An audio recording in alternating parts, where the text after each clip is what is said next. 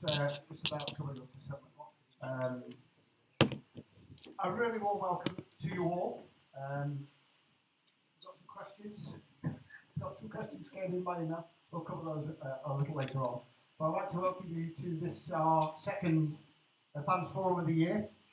And the slight excuse, I suppose, is in terms of why we are sitting here in the Railway Men's Club, as nice as it is, and not in the main lounge. But the facts are that the main lounge is successfully sold by any of the gentlemen on my right there most nights of the week. So by the time we actually got down to setting the day, most weekday days are gone. Fridays are always gone. Mondays are a bad day. So Tuesday, Wednesday, and Thursday are gone. And we got blood damage tonight. So in that sense, apologies, but for those of you who couldn't get a ticket, then we are streaming this on YouTube, and hopefully the people at home will be able to hear your questions and obviously be able to hear our answers as well. So, but before I begin, I would just like to take a moment to say a few words about John Bowler, because John was such a huge part of our football club for 40 years, over 30 of which he was chairman. He took us, to the highest heights that we've had as a club, and he's sadly missed by us all. He put in train so many of the things that we've got today in terms of the academy and some of the off-field things, and we do hope at some point we will be able to pay our respects to John in the proper manner. But for now, we have the wishes in the family, and we will respect those wishes. And obviously, we're thinking about them at this time, because it's obviously very sad, not just for us, but for the family. As I mentioned last week, the demand for tickets has been, we sold out. So there's a significant demand for tickets. I guess, given where we are in the league, that's not over surprisingly. The last time we were in the Lights Lounge, we were third capacity. So the questions that we've had, the questions which I all hope you'll raise tonight, will go some way to addressing those issues. We're very conscious as a board, and Dave and all his staff, that we are currently where we don't want to be, which is at the bottom of the league looking up. Not least in part down to some mistakes, things that we could do an awful lot better, and we're planning to do better in the future. We've had a couple of very poor transfer windows. We've had just recently some key injuries, and all of that, I suppose, has led to our predicament, but gives us now an opportunity, and we've been taking that opportunity over the last few weeks, to try and set in train things which make sure those kind of things don't happen again. But nevertheless, they have happened, and we are where we are. But I'm sure those questions and a lot of other questions as well will be on your lips tonight. So from that point of view, I hope we'll be able to answer them, and I hope we'll be able to answer them successfully. We've got Mr. McGarry, we're honoured, who will be bringing the microphone to whoever would like to ask a question, so that particularly people who are watching on YouTube can hear it, because if we don't put it onto the mic, then I'm afraid they won't get to hear the questions that you ask. We've also, as I said, emails from numerous supporters about questions they would like to have asked if they'd been here, and we'll endeavour to get through all of those as well, and probably combine questions at the same time. So, no further ado, I will throw it open to, actually what I'll do is I'll let Graham take the first question off the pad, and you gather your loins, so that when we've answered that, you can put your hands up, and we'll start the evening and start the forum properly. Thanks, Graham. Okay, good evening, everybody. It's your night now, and it's time to you to put your questions, put your hands up. We'll try and get as many people as we can to get the questions to the top table. I'm going to start off with a question that's involves ourselves, actually. BBC Radio 7, which is to Tony Davis, I think, in this particular team. It's right at the top of the number one. It comes from Eddie Weil. And the question is, who is responsible for the sponsorship boards around the ground? Various companies, organisations that now don't exist or changed name are still on display, i.e. the college, the Reebok signs.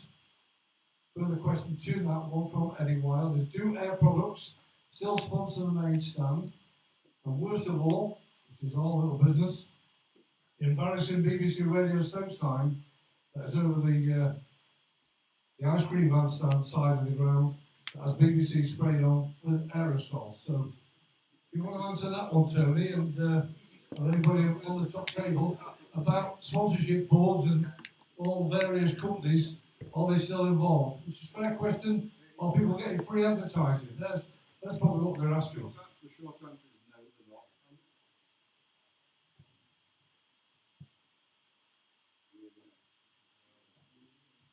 It's not working. Pull it off.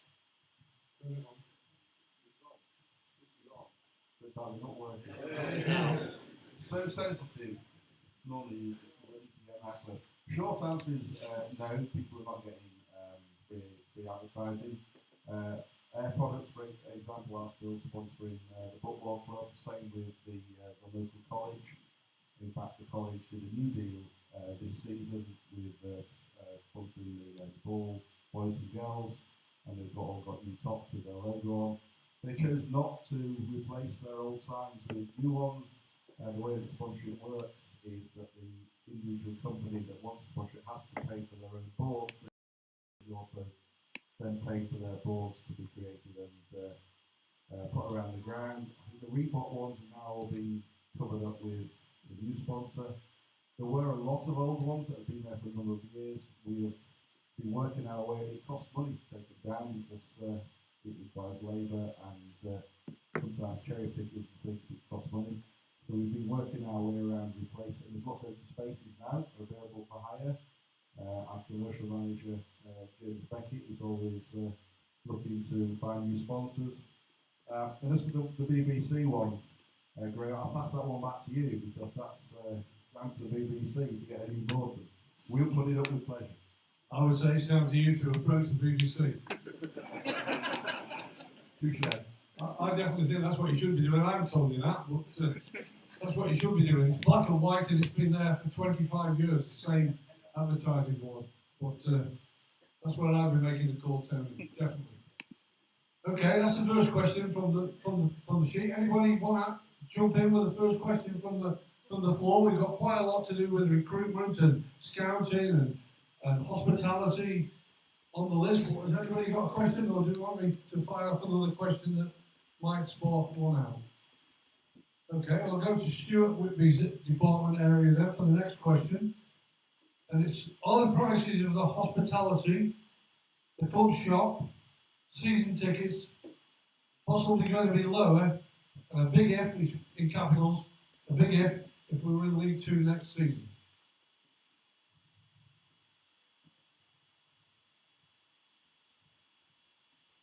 And that's from Dave Carter. Yeah, sorry. That's all right, thank you. Yes, It's a good question.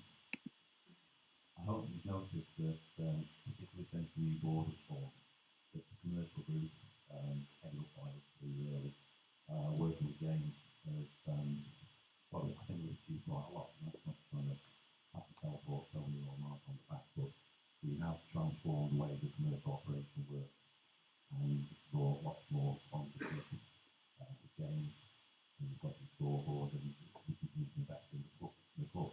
And we've got great ambitions for what we want to do going forward. In terms of pricing policy, everything is obviously constantly under review. Season tickets we've talked about. If we're in League Two, some people in the FM think we're already in League Two, but we have to be positive. In terms of hospitality, we priced that this season as cost effectively as we possibly could. It's something pretty new to the club, so we need to make it as attractive as we could. We certainly didn't want the pricing to be prohibitive. We wanted to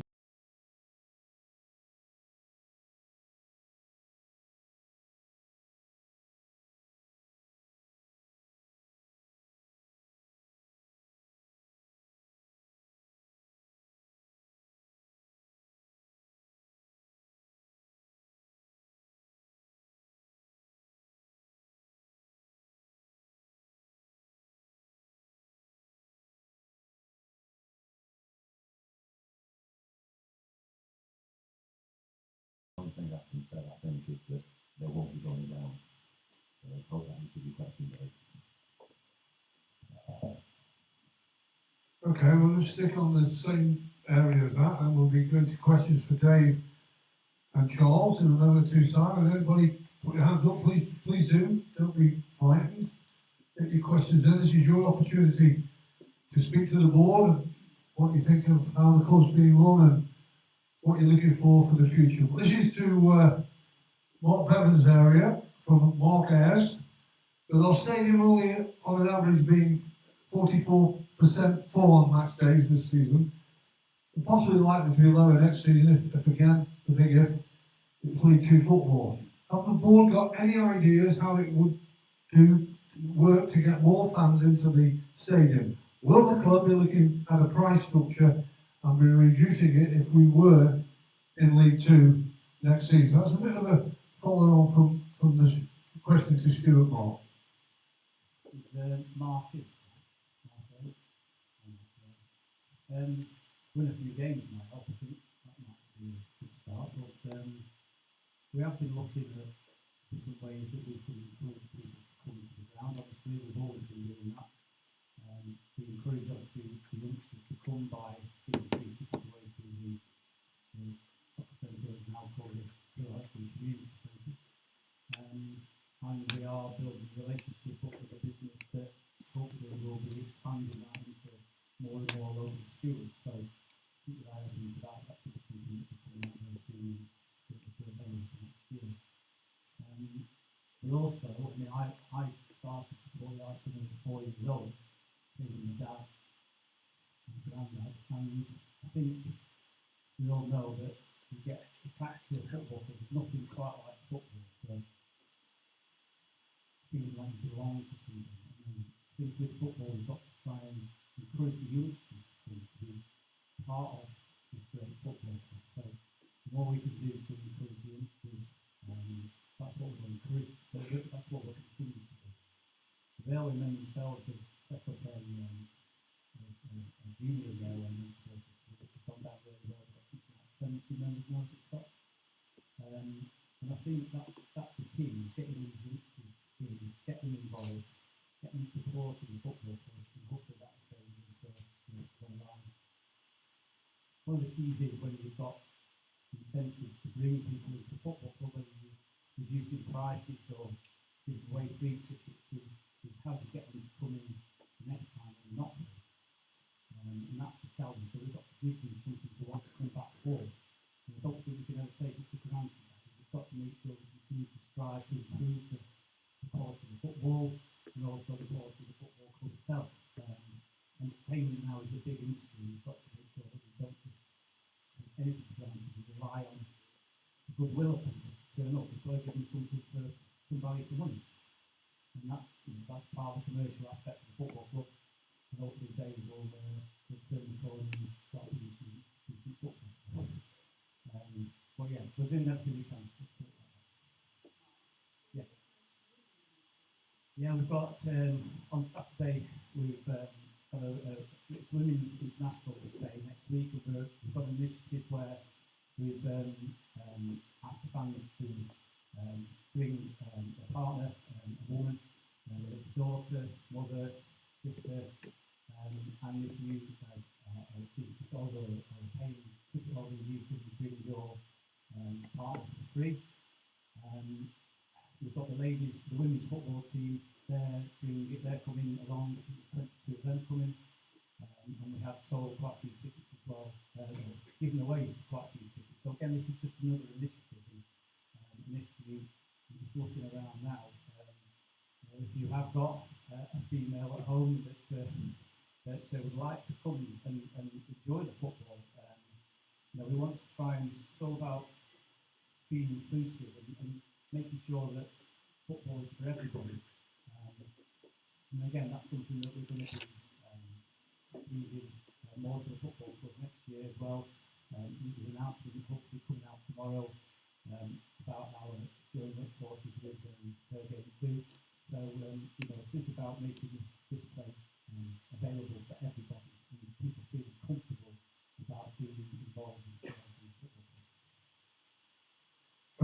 let's move on to the questions and hopefully get some reaction from the floor inside tonight as well. This is quite a 3 or 4 part question really, but they're all to do with similar areas that people are asking. Of course, probably Dave and Charles will be involved in answering these. First part of the question is from Alistair Lawrence.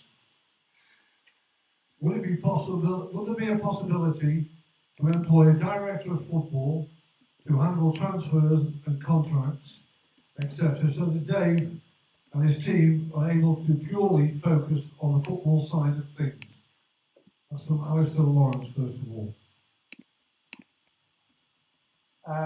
I'll say the first part of it.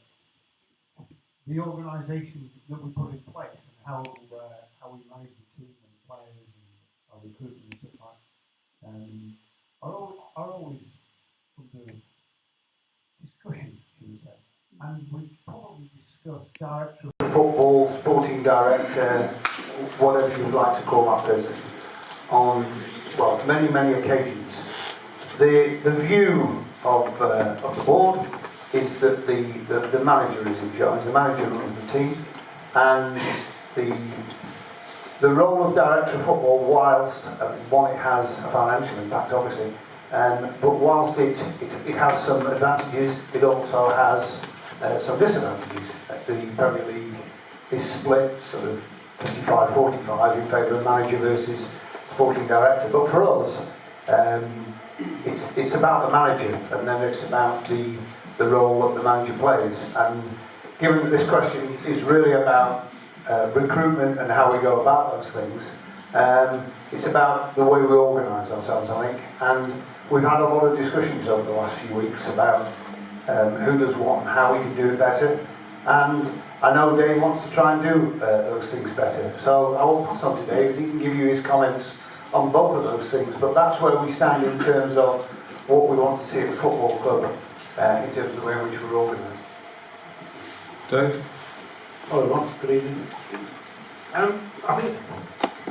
don't think anyone can deny that we had a terrible winter last summer for various reasons, which I'm sure you'll all ask me why as the night progresses. I think one of the biggest factors in resources is time management, if you like,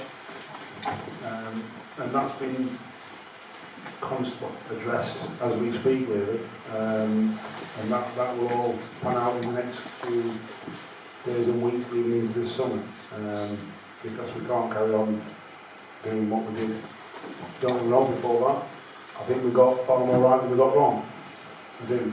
We're going all the way back to Michael Ravens, who was terrific for us for 18 months, and Jordan Bowery was where we did as well, and Eddie Rowland, who was fantastic. We can't, we've got to understand exactly where we went wrong and not just throw the baby out with the bathwater.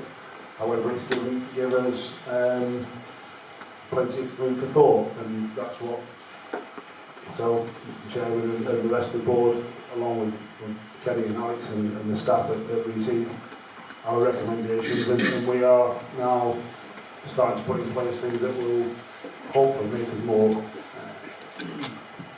stringent and better resourced going forward. Anybody want to answer that from the floor? We've got some more questions around that we can continue with. Anyone want to ask a question? Okay, I'll go on to the next part of this one then, Dave, and it's coming from Sean Rogers. He would like to ask about the scouting network and how does our club go about scouting and bringing in players, as he's been extremely poor in his thoughts and his opinion over the last few years. Does David Artell think that the scouting structure at the club needs to be better for us to find better quality players and also scout the non-league lower down for more gems to get them before other clubs come and take them away? Is Sean Rogers in? Okay, alright. Like I've just said, I have got this question in front of me, but I didn't know it was coming up. I don't think our recruitment's been poor over a number of years. I think last summer it was. You don't get promoted with poor recruitment. admittedly the majority of them were our homegrown players, but we did add to that. In terms of scouting and scouting structures, that's under review, and there will be things done about that. In terms of non-league, we had a boy put to us 6 months ago from a club not too far from us, and he went to Fleetwood for 50 grand. That just blows us out of the water. So I take the point is, you know, is a fair point. It's absolutely a fair point. But that level, lower than Nantwich, for example, that level that they bought the player for 50 grand. If you go much lower, you don't get anything. You know, they are far too, the players are too far away from the requisite quality, even with work. So then when you get to the level that the Fleetwoods pay 50 grand for, that just does us, that just blows us out of the water because of our own, you know, financial resources. So it's easy to say and very hard to put into practice. Go get someone at non-league. We'd have them at non-league. We would. You know, we had Ryan Whittle, for example. Well, we would not have Ryan Whittle. We'd have lots of players, but at the same time, they've got to be affordable to us, and that's very difficult. That's very difficult when your Fleetwoods or whoever, you know, Stockports. You know, Stockports are crawling all over players at the minute. It's very difficult for us to compete with that. Question from Elliot Ayres, it's just quite simple, Dave. How many scouts does the club currently have employed, and how does this compare to previous seasons? Is it, are you with Elliot? Yeah, over there, Dave, on the middle. The number of scouts hasn't changed over the last few years. We've got one opposition scout who scouts the opposition, and everything else for the last 5 years. 5 years has been done basically through data and statistics, again through resources, and that's all under review, like I said. So nothing's changed over the last 4 or 5 years. But it was quite clear from last summer that there's a tipping point or there's a limit. It's all right when you bring in 4 or 5 players like we had done for the previous 3 or 4 or 5 seasons, 3 or 4 seasons. And last year we got in 11 and did another 6 or 7 contract renegotiations with our own players, and that's too much. That's too much for one man. And like I said, that's currently being addressed. This is from Tin Tan. Sorry. You've got to have your questions. Good man. Okay, I'll just come to you.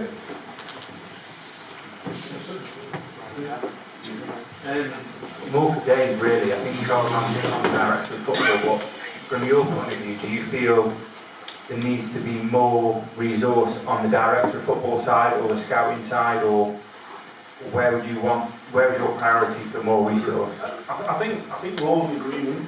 I don't want to speak, maybe, I think we're all in agreement that there needs to be more resource. I think I'm with the board. I think the director of football for a club our size probably muddies the waters. Dare I say it, I don't think Port Vale's big enough for one either.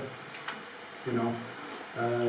However, a head of recruitment, a chief scout, that helps broker deals certainly would be beneficial. I don't think there's who actually goes and sees the players. It's very difficult for me, Danny, Alex, the rest of the staff to see players live because we tend to be working at the time of generation. So you don't get to see how they warm up, what the body language is. You know, that's very hard to see on the video. I do go out when I can, or we can Tuesday night to do another game. It's not a lack of work, or hard work, effort, whatever you call it. It's more logistics in that sense, and having someone who can help with that will hopefully be beneficial. Okay. Another question? Going back to the Ryan Wintle, at the time he joined the club and he recruited.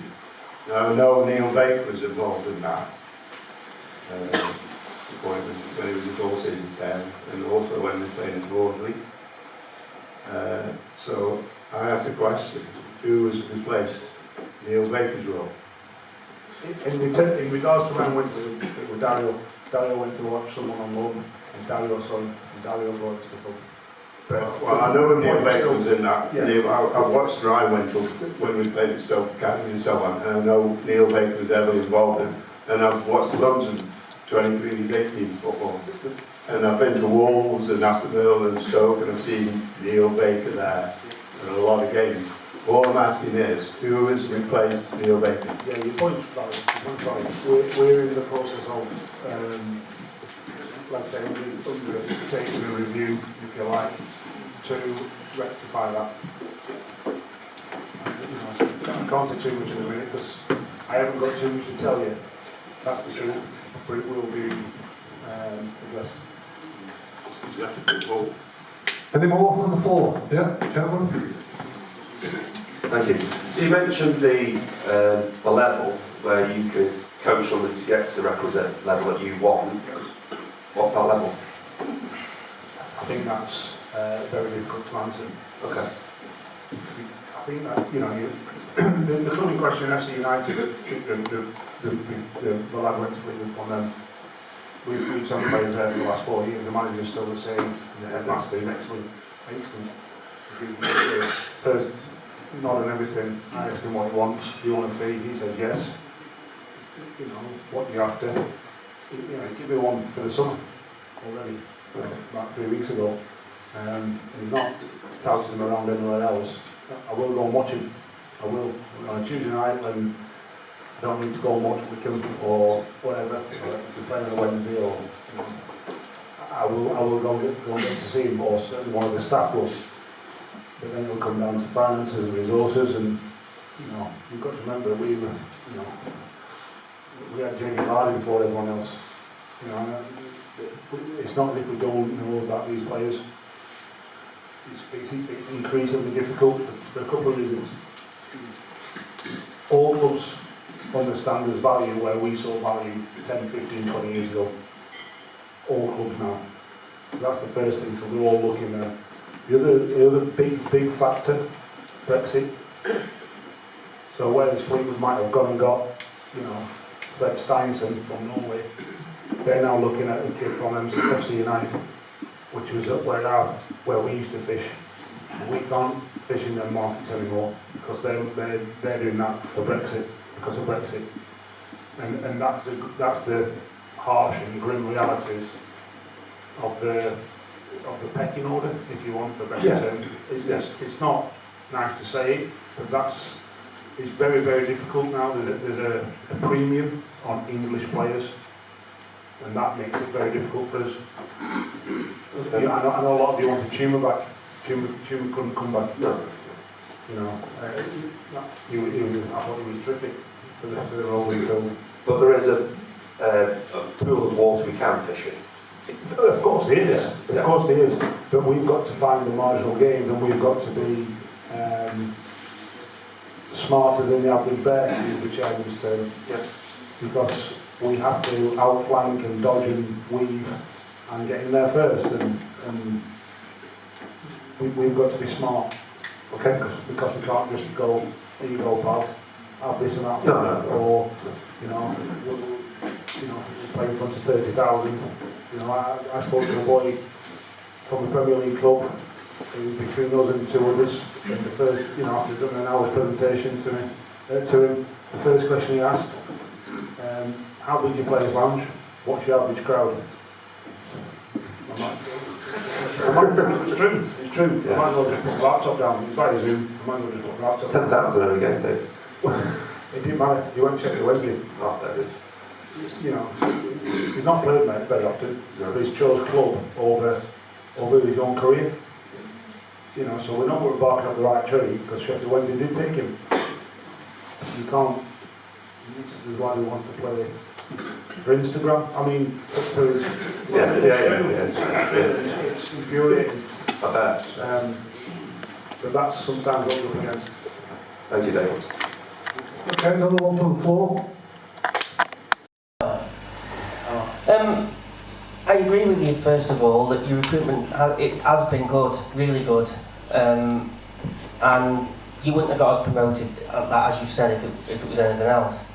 One thing I always used to give you credit for was you didn't just sign players on terms of ability, but you also seemed to sign the right characters.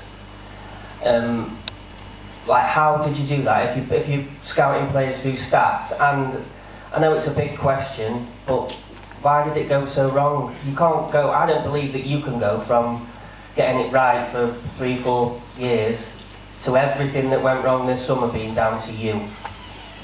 The first thing on character, I always sit down with them, always meet them, always have 2, 3, 4 hours with them, always, doesn't matter where. Ideally it's the training ground so they can see our facilities, but I've been to Gatwick Airport with Chris Porter, for example, before he flew off on his honeymoon to get married. That's what you have to do. And I look in the whites of their eyes and ask them lots of questions, from where they were born, did they enjoy school, brothers and sisters, mum and dad still together, divorced, only a mum, only a dad, all that kind of favourite biscuit, a lot. I always ask them favourite biscuit, don't I?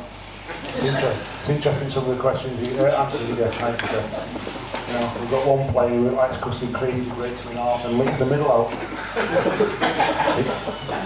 Not sure what that tells you about his character, but there you go. All true. All true. In terms of last summer, I think there's a few various factors. I think it was the first real window after Brexit, where crowds were coming back in. So clubs were more secure in their belief that they were going to have funding to afford players. So that's the first thing.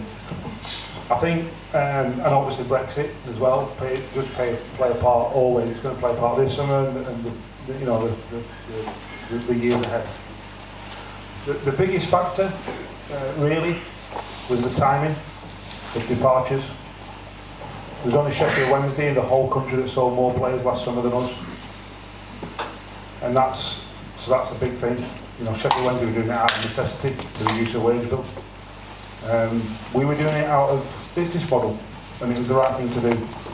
However, to lose 4 players in August was a killer. It left us nowhere to go. It was really, really difficult. You know, 3 was unexpected.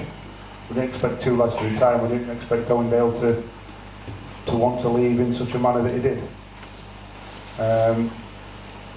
That's, you know, when you've just had 6 weeks with 2 lads, or 3 lads, all 3 of them, and done all the tactical side, all the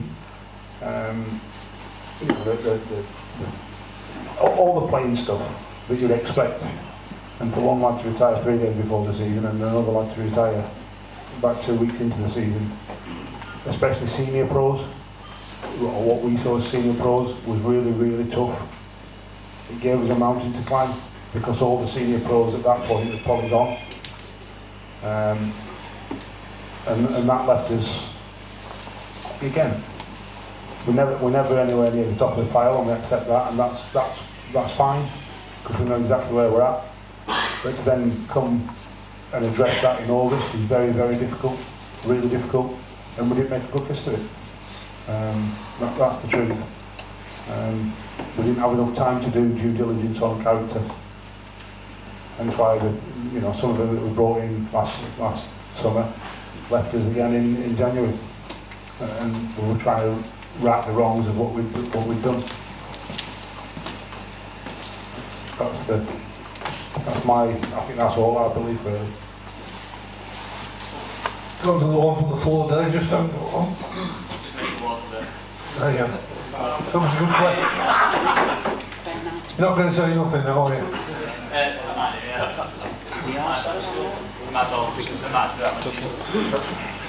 Another one today, please. I think we need to address the elephant in the room almost that I know a lot of supporters, both in this room and externally, have concerns over, which is the goalkeeper department. So for me, we're either at the stage where these two are at the stage.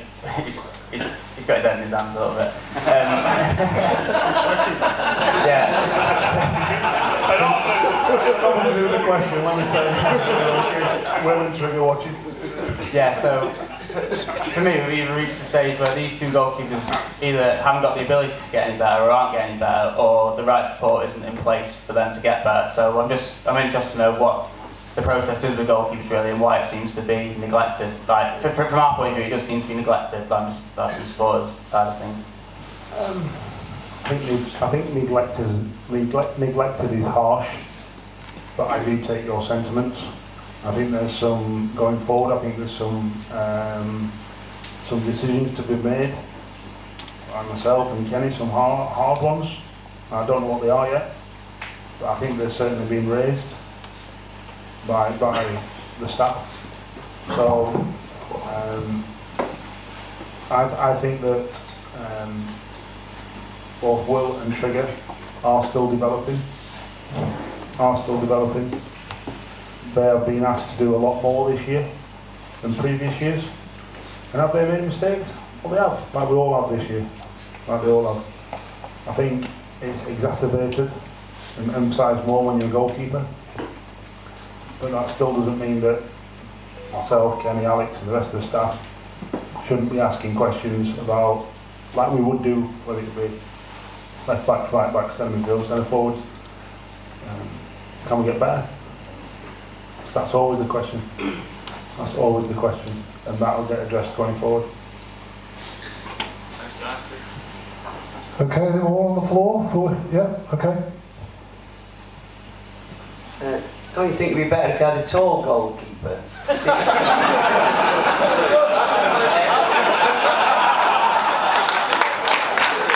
How far away is he? Putting himself up in the job, Dave. The Achilles heel is corners, and they keep, every time you have a corner, the goalkeepers get bullied. I mean, Daniel used to say you have to have a tall goalkeeper. They're too small, that's what the problem is. You can keep coaching as long as you like, but they're not tall enough. Can the person who said that stand in the chair, please?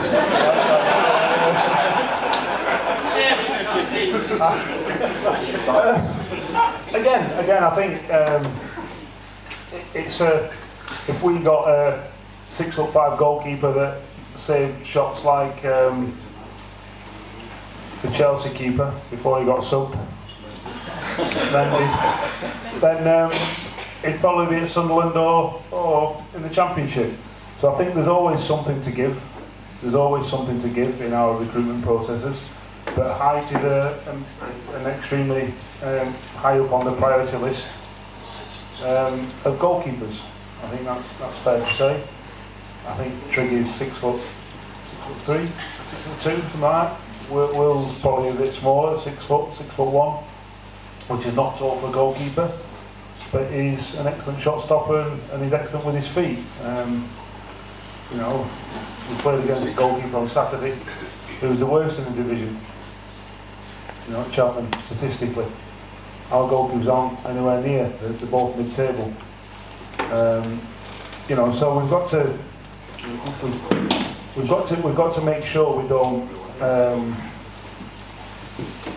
cast scapegoats, but like I've just previously answered, doesn't matter whether it's a goalkeeper, left back, right back, centre forward, we are constantly asking ourselves, can we get better? And if we can't, you know, if they are going to get better by developing them internally with us, then we have to get better elsewhere. And that'll be the case for all the squad, because they're all, you know, that's our job, to make sure we maintain and improve standards going forward. Anybody else want to ask questions? Yeah, okay, thank you. Will. I've seen on Instagram that Nike's got 2 pairs of boots on his feet again. How many feet has he got? He's got 2 boots on his feet again. Is he available? Is he ours still, or what's the job? I asked, he's still at Man City. He is running. I believe he'll be back in the next 2 to 3 weeks. Okay. That's my understanding. on Ben. Yeah. Scott Cashcat. He's got less than 2 pairs of feet. He's very similar, 2 to 3 weeks. Any more? From the floor? Yeah. Yeah. Quick question for Dave. I used to live in Guernsey, and Alex Scott, he got rejected by Southampton, got rejected by Bournemouth, and then he went back to Guernsey, and because I used to live over there, I know a lot of people involved, and the coach over there, he got him sorted out, and out to bounce back again, and now he's at Bristol City, and he's smashing it, and he's all the Everton and Leicester are looking at him. But when them players get rejected, can't we have a radar? I think when you're talking about Guernsey, when you're talking about London lads, there's also a consideration of one, they don't want to come. They don't. You know, the term was just whispered in my ear. They don't want to come. There's also a cultural fit, if you want, for a better term. Some might call it Southerners. I don't want to upset anyone in the room, but there is that element of it. I'm not trying to be, I don't know, divisive amongst the country, but there is that element. Not so much with Guernsey, but certainly with some London lads. They're very much, no, I live in a big city, it's the centre of the universe, why would I come to Costa del Crewe with its Lyceum Theatre kind of thing, and it's a train station. So irrespective of ability or character, sometimes they just don't want to come. That's not just us, that's anything north of Watford at times, which adds another factor, I'm afraid. Your point's valid though, I have to say. Okay, let's get back to one or two questions that have been emailed in. 4-part question here. 3 for Dave, 1 for Charles. It comes from Will Cummins. And the first part of the question says, after the exodus in the summer, is it not important to allow players like Tom Lowry, probably our best remaining player, to play whilst negotiating a new contract? Surely it's better for him to be playing in our first team, even if contract talks are ongoing, as we benefit from him being in the team, he benefits from being in the shop window, which we benefit from too, if we want to sell him in the January window that's just gone by. Dave, first part of that question. I think that's it's called Will Cummins. I think Will Cummins. I think He's an Alex exile living in Chelmsford. So I think his point's well made. I think it's a valid point. And if I had the time again, I probably would. What have you learned from that situation going forward? Not to leave it so late. I don't think I helped the situation. I don't think Tom did, and his agent certainly didn't. So in the end, nobody wins in that sense. You know, would we still sell him this summer if he'd signed a new deal? If the right offer come in? Of course we would. That's our business model. His agent didn't believe that. Tom didn't want to get involved. And that's where we're at, and we try and make him understand that he can follow his mates out the door. And that didn't work to the point where we go, we're just calm with the kid, and we don't want to do that. We won't do that. Don't want to do that with any of them. I think if I had the time again, we'd try and resolve that quicker, and probably try and do it in the summer. But then the timings of all this isn't always down to us at this table. It's usually down to players and their agents.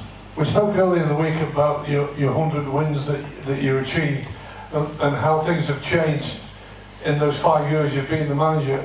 Are you finding that type of thing has changed dramatically in terms of getting players signed up on contracts? I am talking about younger players and even the players 23 years of age. Has that changed in your period since you've taken over? I think so, yeah. I think the dial has shifted. I think the dial has shifted to younger. I think the dial shifted enormously. Like I said, there's a huge value You know, 2 years ago, 3 years ago, the Premier League clubs were buying every player under 16 that they could get their hands on, every player, for the compensation value set out in the EPPP. Why? Because they know there's a value in them going forward that's greater because they're English or British.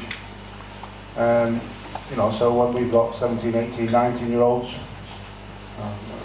in Tom's case, 23, 24, he's got a greater value because, you know, Millwall can't sign John Daddy Bob Bardson, but they just let go to Fleetwood, I think. You know, they can't then bring him into the country. For example, you know, I don't need a striker, it's not a great example, but the point's there. You know, so it is, that dial has moved earlier. Mainly, the truth is mainly because all the Premier League boys give a lot of first, second, third, 17, 18, 19-year-olds big, long, whacking contracts when they don't deserve them, and they hoard players, and they treat them as commodities, so that everyone else feels as though they have to follow suit, which does trickle down to us. And that's, you know, when we go, no, you are a good player, and then, yeah, I know I am, because, you know, Leeds could have me up there 13th centre midfielder, for example, and that does happen, and that's not good. It's not good for the game, not good for the players, but they get 3 or 4 times what we pay them, but the career just goes nowhere. So it's the trade-off of riches now or longevity, and the agents are only going to shove them one way, and the players are then left in the middle, and it's who to believe. So just between you and Charles as well, can get this. You know, you're talking your younger players that you want to get signed up. What can you offer them to think this is the place, Charles, for the young 17-year-old, 16-year-old to sign for Crewe? I'll just say one thing before the chairman answers. Before last weekend, we played more minutes of under 21 players than anyone in the country. That, to any young player, should be the only thing that matters. And that's what we can offer. Charles? And historically, that is what has stood us in very good stead, really. So, whereas we may lose the Jamie Vardy's, because by the time we get there it's 150, by the time it goes it's $1 million, or any other player in non-league that might be 50 grand, and you go, why would Philippe pay 50 grand? Well, they don't have an academy, they're trying to get one, but they don't have an academy, and they just either have to pay or fail. So, you know, the owner pays and they get the guy. When it comes down to the younger players, that, you know, we never talk about it in this room, but it's part of our everyday life at the club. This is not about the 17 and 18-year-olds. This is about the 6, 7s and 8s who, quickest way to say it, who are not really on the radar in the sense that 6, 7s and 8s can play at Manchester United tonight, Liverpool tomorrow, Crewe on Saturday. There's no ties, they can just, they're children, so they can do what they like. But by the time they get to 9s, they sign up to academies. So, for example, this year we put in place a recruitment scheme to get far more under 9s into the academy than we normally get. Moving from 9 to 10, 11, 12, 13, 15, 16 under 9 players. Now, that's a 10-year investment, however you look at it. You know, they're not going to be playing for the first team at 12, 13 or 14. But the reason they are prepared to sign at that time is they look at the stats, and you'll have seen the stats for yourselves. I mean, you know, you understand this football club, you understand the way this football club works. And we play these kids, and we play them because, you know, they're good enough. They may be a bit early now and again, but you know, they are good enough. And if you come to Crewe, then you're going to play in our first team. If you go to Manchester United or Liverpool, you probably won't. I mean, Liverpool, you know, a team that I've followed for many years and admired. You know, they've got a couple of players in their first team, and I think they've thrown the channel. Now, obviously they can afford to pay. We can't, because we put that money into our academy, and we back our judgment by them playing them.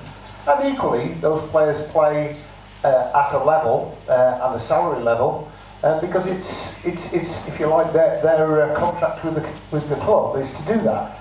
But when they get to a point where they are obviously good enough to play in Championship or beyond, you know, you can't deny them the opportunity at the right point to leave, because, frankly, if you did that, then they wouldn't sign it 6, 7, 8 and 9. So it's a long-term process to convince them, and most of them are convinced. You know, they want to come, they want to play. I mean, Zach's a classic example. You know, he was with us, he went to Everton. He had 1 year, he came back. You know, life is not all it looks over there. And now he's back in, and he's in our football, other than his injury or his illness, he's in our first team. So I wouldn't say it's easy, I don't mean it's easy, but it's straightforward to say to people, this is what we do, and they believe us, because it is what we do. Whereas if Fleetwood, just to use the example, was to say that, they'd say, well, I don't see that. And of course, the stats wouldn't back it up either. Fleetwood have one academy player possibly in their team at any time. And up until now, I've had an owner who's put multi-million pounds in every year in order to subsidise that team.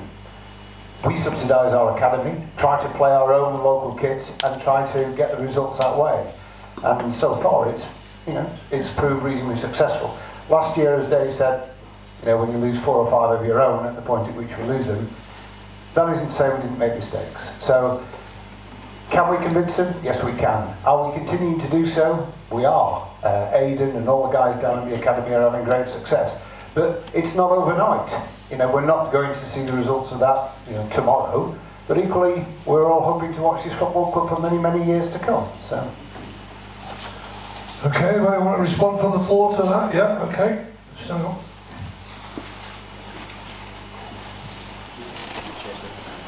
Yeah, going back to Dave, your first fans forum, you said you'd stamp out players running down their contracts. You have now overseen our best asset, who is running his contract down, and our hottest prospect, Owen Dale, last year, player of the season, nearly run his contract down, and leave on a sour note amongst fans. What are you doing to combat that in the future? After all, you did promise that you wouldn't let that happen.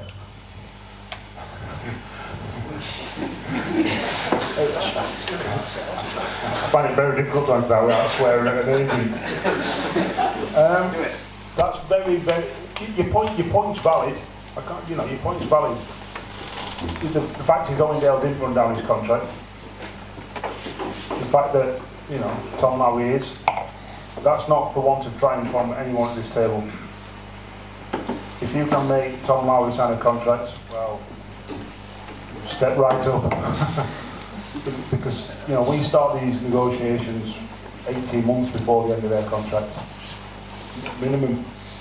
And I'll just wait. Then they don't pick up the phone for 3 months. Then it's close to the end of the season. There's 15 months of the contract left. And they go, oh yeah, we'll have a set of meetings. And you wait another month. Then suddenly it's the summer and they're away, and you don't see the player. Then all of a sudden there's 12 months left, and they go, I might go just wait now. That's how it tends to work. That's certainly not from anyone at this football club's prerogative. It just isn't. Not that we want to keep them here forever, but their agent wants them to move on. Tom's been a great servant to his football club. He's been a great servant to his football club, and he will certainly go with my best wishes.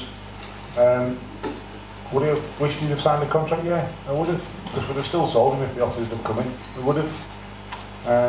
But we couldn't agree. His agent wanted him to go for peanuts, and we'd rather have him for a season. I mean, he's gone into summer then, yeah? I presume so. I don't know so.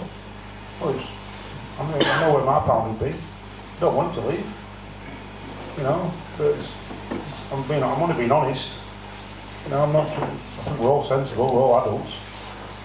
We sort of know where the ball lies. We've known where it lies for the last 6-8 months. Ollie was completely different and completely out of the blue, and we wish him well as well. Okay, we'll go back to the questions that were coming in from Will Cummins. The one for you, Charles, in this part of it is, why, in your opinion, was it an unsuccessful transfer windows last summer, and then the one just gone by in January. What did you want that we didn't get?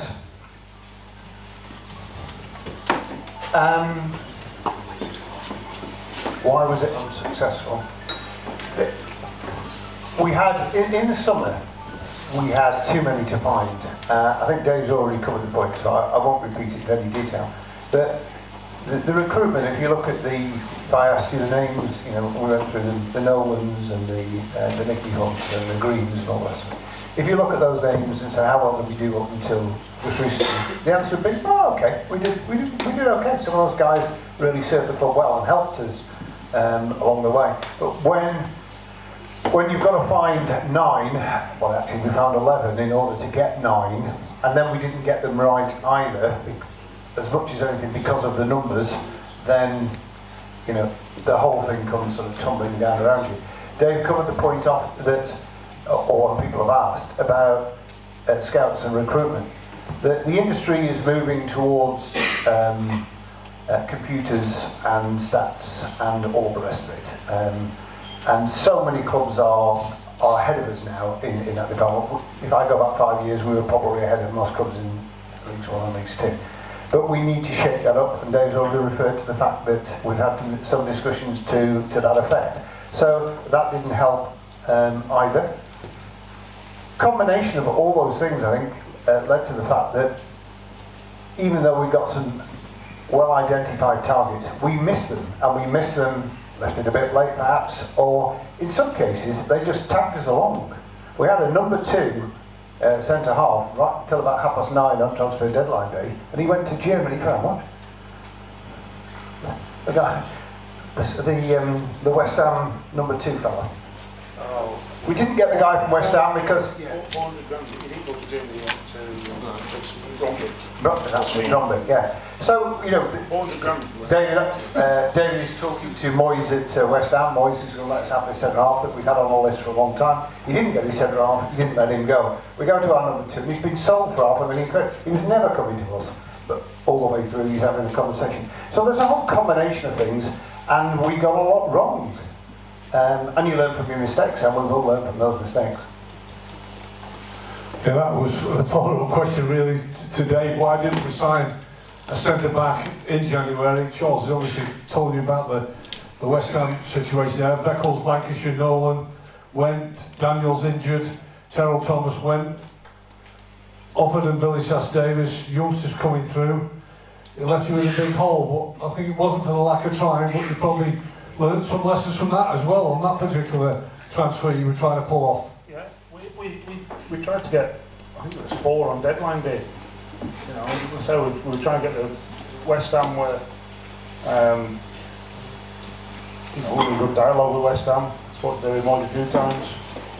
He was trying to get the boy to let a car that they thought they had, because they had him on loan. They thought it was a done deal.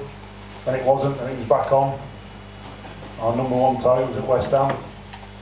And we said, all right, we'll have the number 2. Well, we just sold him, like I said, for let's put £500,000 to a team in Sweden. It's like, right, okay, well if West Ham, it's not going to happen, then we tried someone else, and then someone else really late on. And in the end, you sort of, I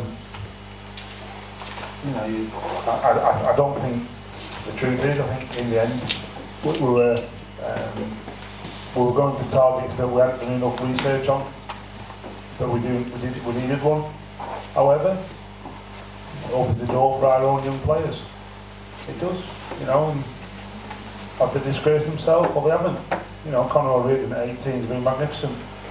Will he be playing if we brought in one of the other players? Maybe not. It's going to stand him in great stead in the future.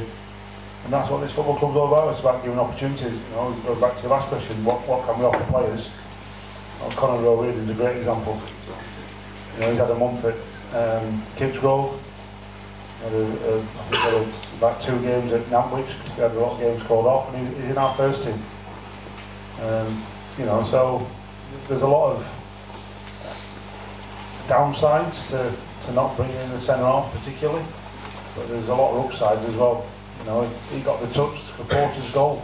It didn't look like it on the TV, but when Dan Aggish won the corner and Conor O'Regan touched it, quite clearly, and Porter was there to nod it in. and he's been a revelation. You know, Travis Johnson stepped up whenever he's had to play at the right side of the back three. He's been excellent. So, you know, one door closes and everything, then another door opens, and it's for our own young players to find their feet. It was a big hole that you had left last year with numbers when Charles was 7, 8, 9 or whatever, and signed 7 or 8. How do you think you're looking towards wherever you are next season? Will you not be back in that position again? Are you feeling as though you're going to be stronger to go into next season? Yeah, one of the lessons we learned, we brought in 3 permanents in the summer, in January, sorry. So we weren't left with as big a hole in the summer. And I think, you know, Dan has been terrific since he come in. Tariq's going to be an excellent player. Needs a bit of refinement and opportunity to play football.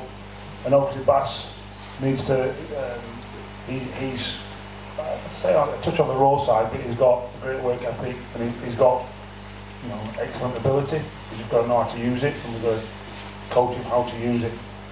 So we brought in 3 permanent signings to address the succession planning that we've done previous to January, in the end of November, beginning of December, because we didn't want another summer coming like we just had. That was a big lesson to learn, really. How does the top table all feel about the youngsters that are coming through, the next group? Are you satisfied with, you talked about getting them in 6, 7, 8, 9 years of age, but what about this next group who are coming through and did really well in the Youth Cup this particular season? What are your thoughts?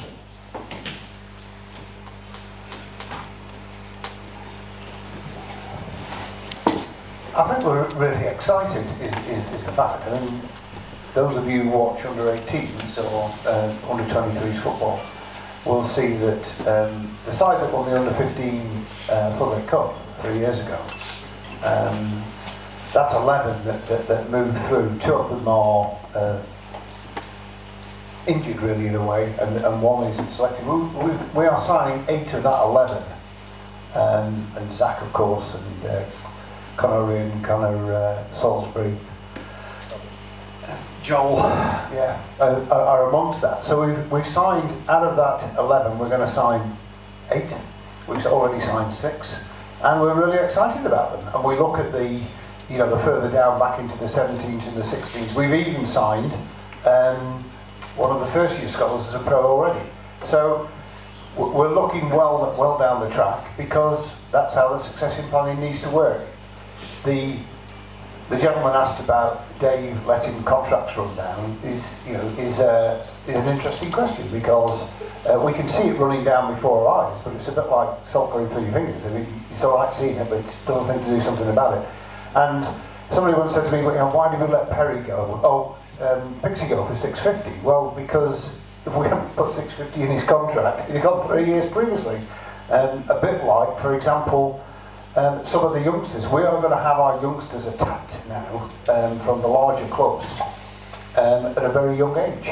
So whilst we're very enthusiastic about them, particularly in terms of their skills and their footballing ability, we've also got to develop some new strategies in terms of fighting off. One of our very young players, who's attracted interest from the Premier League, he would be the 13th player, 1-3, the 13th player in his position at that football club. Now, if you can steal one of our best players for nothing, or next to nothing, or what I consider to be next to nothing, but he's only your 13th, you've got 12 others on your bet, haven't you? And that's what we're battling against. Because whatever we say to the player, and particularly to the agent, about, you're going to play football, and you're going to do this, and you're going to do that, and you'll be a bit of a star, and go on to emulate what the likes of Perry or Pixie or Charlie have done. You say, there's a Premier League club coming. You think, there is a Premier League club coming, but you're number 13 on their list. Now, you might be very, very good and jump to number 1. You might also be number 9 and never get to kick a ball in anger. And that's all, if you like, on the consideration list in terms of how we go about our scouting, our recruitment, but more importantly, our development and our retention. And that's what our efforts are going into now, because we've got some really good kids coming through, and because of, it's easy to say Brexit, but he's absolutely right, David. You know, I mean, they used to pick them up by their thousands. Brentford is a classic example. You know, they came from all over Europe, Lithuania, and you know, such places. League One in Lithuania. They can't get them now. So why not offer peanuts for one of our kids? And particularly if we're playing them early in teams, then they will try to steal them. Now, at the end of the day, that's what it is, and that's what we've got to learn to battle with. The good news, to answer back to your original question, is we've got some great talent coming through. Because the way in which Aidan and the Academy develop them, and then the way in which Alex and Kenny and Dave bring them through, is really positive stuff. It's really good stuff. But, you know, sometimes it doesn't work out quite as you'd hoped. Okay, any questions from the floor? Gentlemen's busy here. Have we thought about investing in some guard dogs at Reese Heath? Okay, Mark, again. Just on that then, like, the club's philosophy is built on top of the academy, so I don't know what happened with Owendale, how it looked from, I don't wish him well either, I respect you do, but I don't, and that's the taste that it's left. How it looked is that he saw what Pickering and NG and Wintle were getting elsewhere and thought, I want that now, rather than working towards it.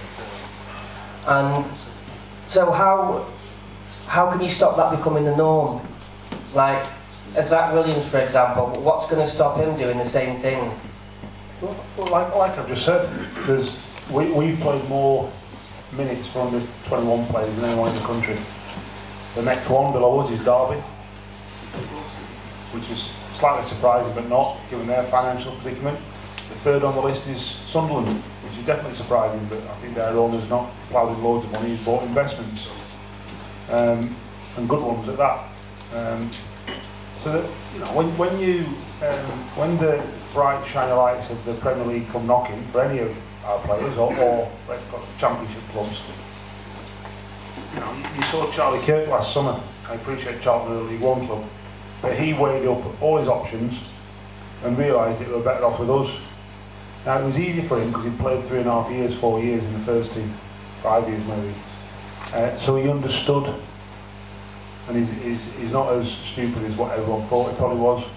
He knew, he got it, and he also had an agent that wasn't as pushy, if you like, that sort of laid it out quite objectively and wasn't particularly bothered about the money. You know, his agent's got Calvert-Lewin, he just signed a new deal, he weren't particularly fussed about the money. He just made a fortune off him, you know, which is fair enough. But there's a lot of agents that see players as commodities as well. We've got as much a job on our hands to make sure agents see that our philosophy and trust us to do the right thing for their client, for their commodity, because they just don't believe any club will. So they want to take the money and run. Now, some do, some don't. The problem is that it's an unregulated industry. So anyone in this room, literally tomorrow, could be an agent and could represent any one of our players if they let you.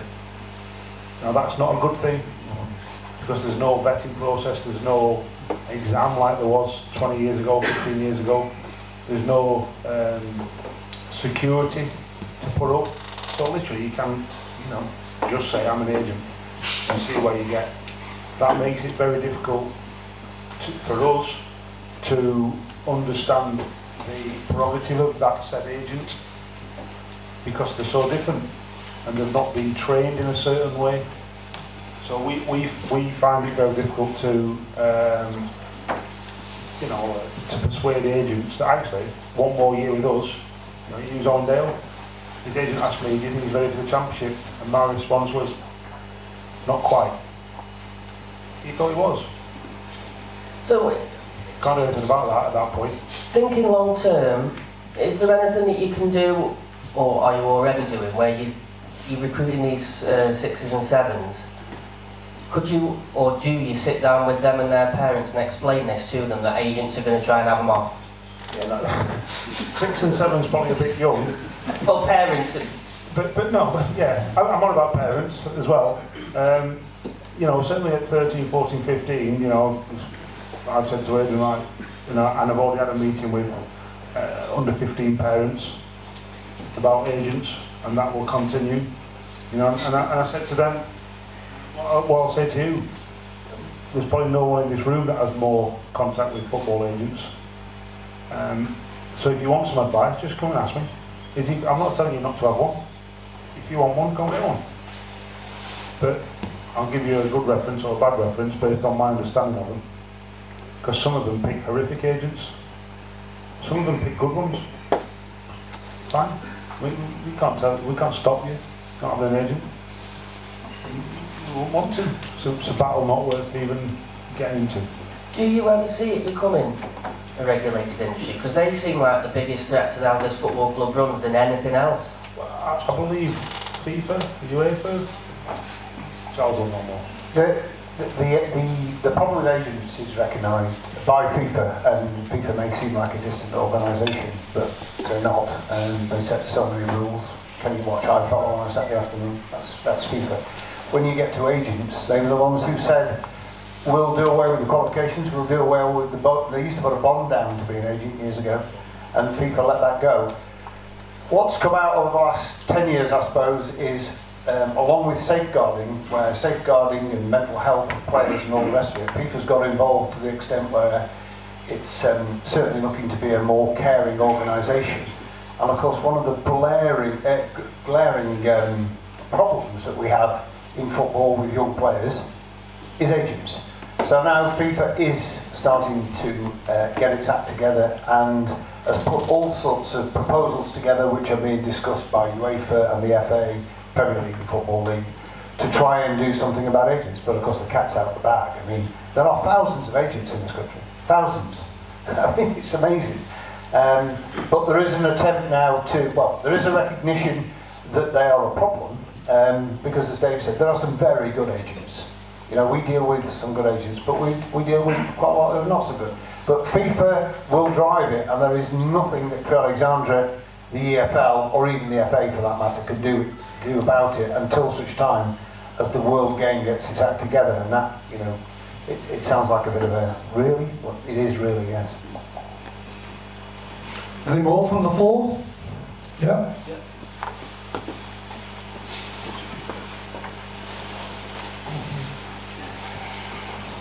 We had another lad from Guernsey come over in the summer, and he played non-league for Sholing, Step 4 down in Southampton, and he was part of the East Sea Academy, Joe Adams, and a number of clubs are after him, and we're going to pick him up, and they put him in their under 18s, and we'll review hopefully putting him into the first team next season.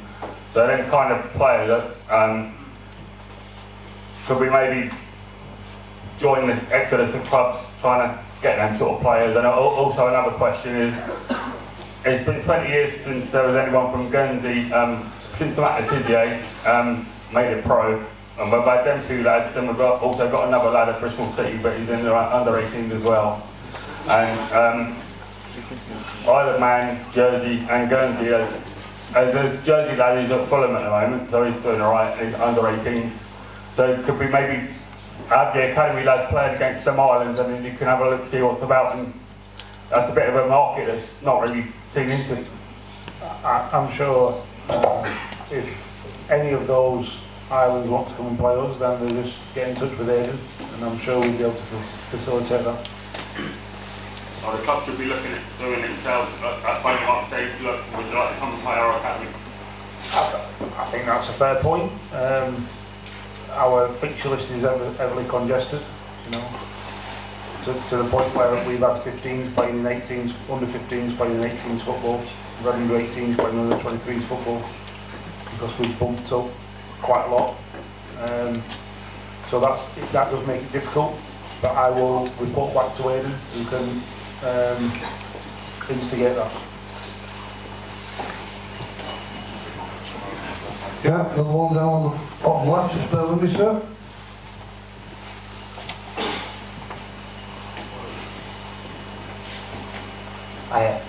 With a club like Crystal Palace setting up a support package for their academy players, is it worth building relationships with those where we can get them on, say, concert wages and a sell-on fee, or how can we make ourselves more savvy within the market?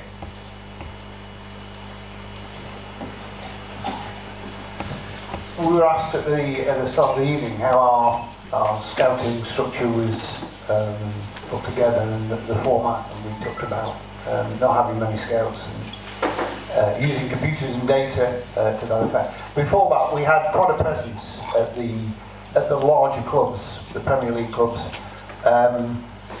in order to see, you know, how we could work with them, what players they might have that, you know, they had too many in a certain position, but they were obviously good players because they were Premier League clubs. To be honest, about 3 or 4 years ago, is it now?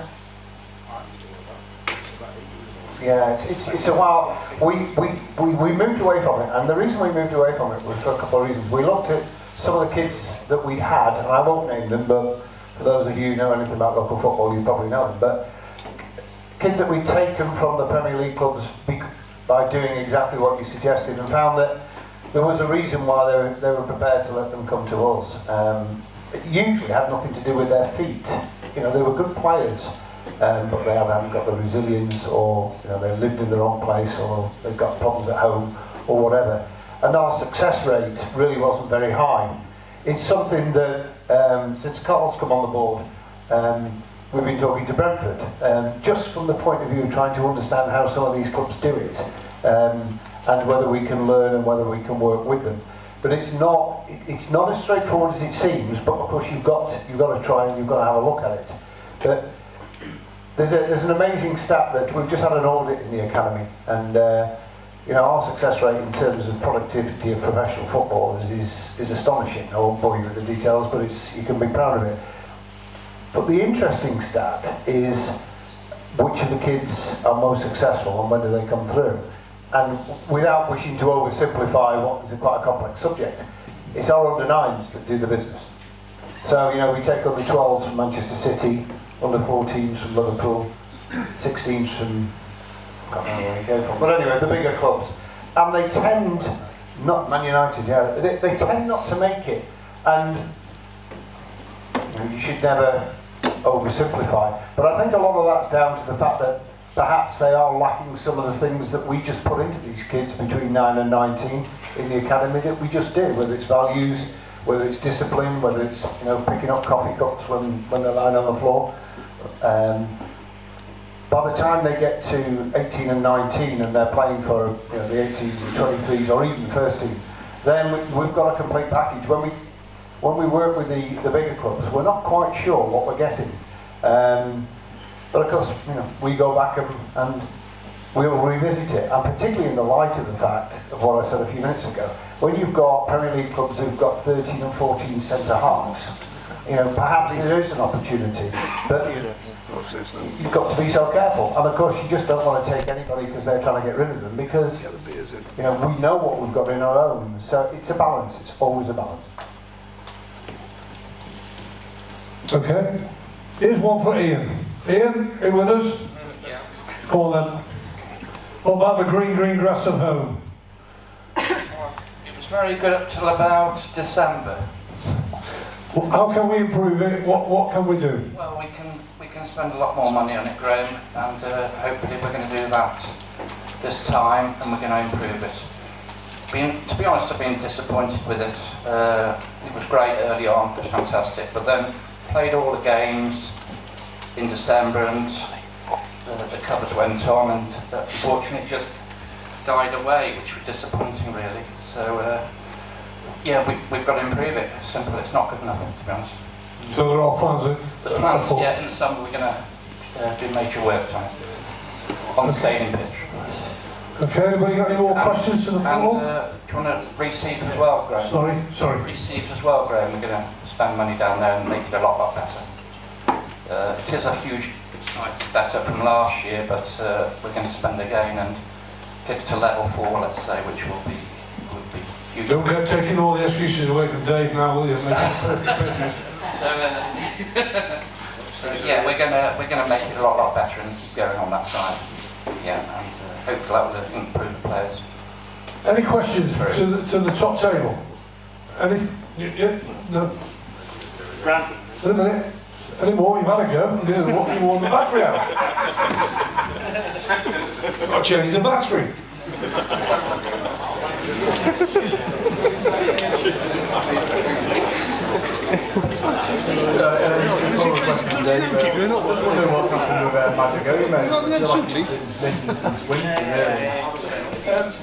Magic has trained fine. Could he get in front of some players? Maybe, maybe not. You know, there was an opportunity for him to leave in January. He chose not to, which is fine. Obviously no problem. He's a good guy. He's available for selection. And when he's available and he shows us what he can do, he'll play. Yeah. Thanks. Any more? Anybody want to make any points to the top table? Charles, want to have a say from the board? Is anybody on the... Is there anyone on the table who'd like to make any comments? Mark? Okay. No, I'm fine. Sorry? No, good. No, I can't believe that's it. Is that the last of the questions? Yes, one question. I've got one more in. We'll come to you, gentlemen, in a minute. We're back, we've got them going now.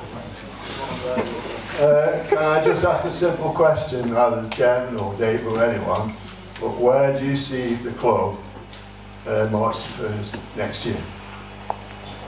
Well, I sincerely hope we're going to be in League One, but it's looking more and more difficult as the games go by. And at the end of the day, it's 11 blokes, and if we can't win and we can't get the points on the board, then we'll be in the lower division, and that'll be extremely disappointing. But until such time as there's nothing we can do about it, we're going to keep going. We will plan, as we always do, and I think I mentioned this perhaps at the last forum. Every season we have a plan for the division above or the division below, because you have to plan. I mean, you have to accept that the league doesn't lie. If we go down, then we need to be in damn good position to start the season next year in the lower division. If we can scrabble and get out of it and get some wins, it's not over till it's over.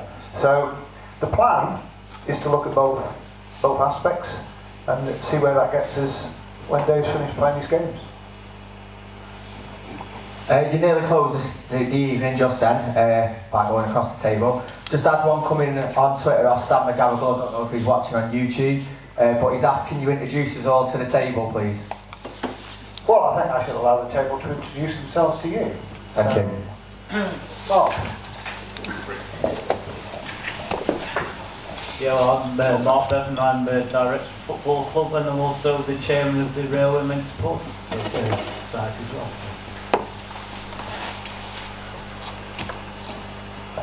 Hi, I'm Stuart Whitby. I'm obviously Director of the Football Club. Joined the new board. You might know me from Whitby Morrison. We manufacture ice cream vehicles. And we're on the telly in a couple of weeks' time, which we'll like to watch. There's a 30-minute programme on BBC One, 2 weeks on Monday, all about not having to build an ice cream van. It's all about the people. So BBC One's called We Are England. That's a great book, thank you. And we're looking to recruit at the moment.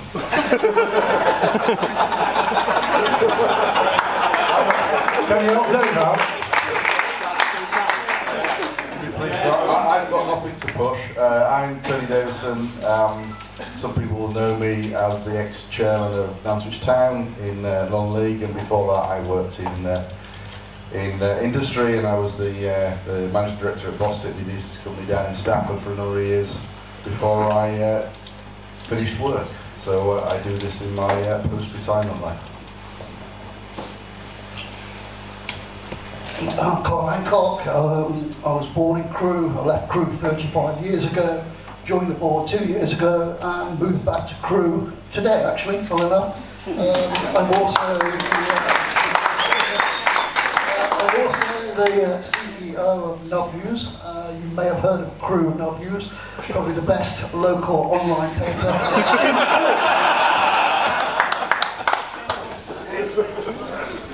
I'm Jimmy Rowlinson. I think you know the Rowlinson family. We've been involved with Crewe Alexandra for, got 60 years or more. I'm also chairman of the Rowlinson Group of Companies, but on this board I'm vice chairman, so I tip my cap to Charles.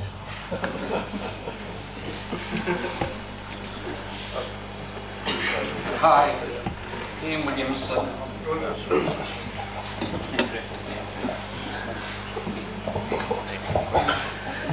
Yeah, hi, Ian Williamson, farmer, lives near Nantwich.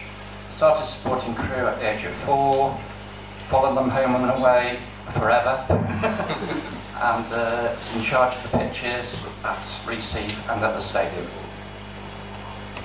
Evening all, I'm Andrew Blakemore. I think probably most of you will know me or will see me around the club. I've been at the club for 29 years. Started as an accounts assistant, up to finance manager and company secretary, and today I'm fortunate enough to have been invited onto the board in March after a period of restructure, where I'm alongside the board that's currently here, and we saw the exit of Norman Hassel and the restructuring of the companies. So that's myself. David Artell, I'm not selling anything. Get the king on. Come on, the king.